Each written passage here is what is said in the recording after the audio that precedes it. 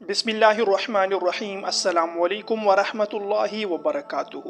معزز بھائیو اور دوستو، امید کرتا ہوں کہ آپ لوگ خیریت سے ہوں گے، عافیت سے ہوں گے اور ایمان کی بہترین حالت میں ہوں گے۔ اللہ تبارک و تعالیٰ سے دعا ہے کہ آپ کی تمام پریشانیاں، مشکلات آسان ہو۔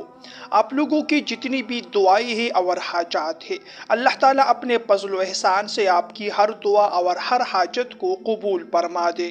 میرے معزز بھائیو اور دوستو، حضرت حسن بصری رحمۃ اللہ علیہ ایک مرتبہ ایک جگہ تشریف فرما تھے۔ ان کے ساتھ اس کے شاگرد بھی موجود تھے، ارد گرد بیٹھے ہوئے تھے۔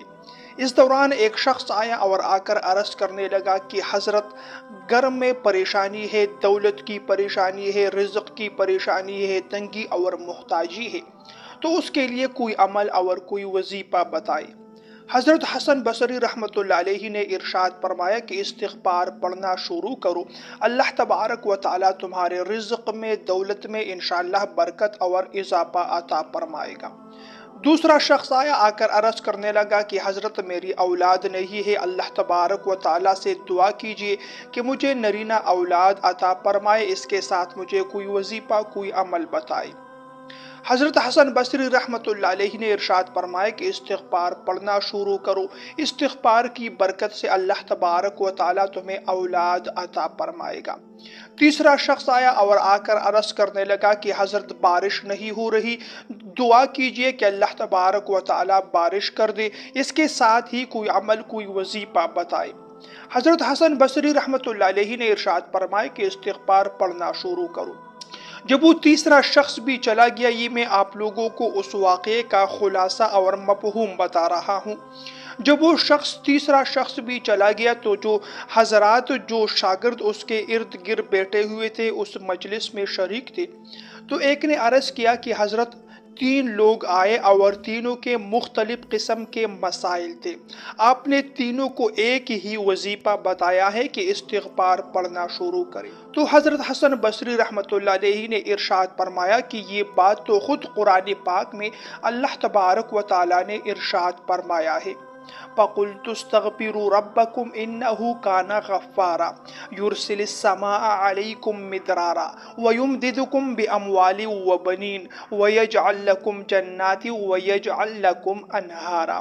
تو یہ بات تو اللہ تبارک و تعالیٰ نے قرآن پاک میں خود ارشاد فرمایا ہے کہ جن لوگوں کے یہ مسائل ہیں، وہ استغفار کی برکت سے یہ تمام مسائل دور ہو سکتے ہیں۔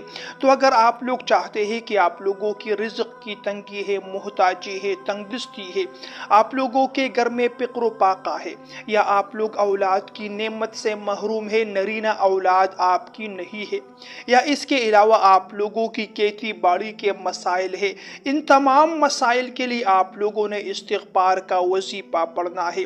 استغفار کا جو وظیفہ ہے، اس کا آپ لوگوں نے معمول بنا لینا ہے۔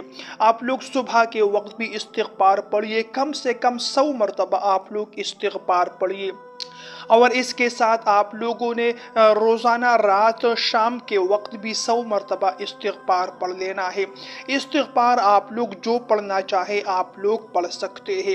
استغفر اللہ ربی من کل ذنب واتوب الیہ، استغفر اللہ الذی لا الہ الا هو الحی القیوم واتوب الیہ، استغفر اللہ، استغفر اللہ، استغفر اللہ۔ تو جو آپ کو آسان لگے آپ لوگ استغفار پڑھنا شروع کریں۔ صبح بھی 100 مرتبہ استغفار پڑھیے، شام کو بھی 100 مرتبہ استغفار پڑھیے گا۔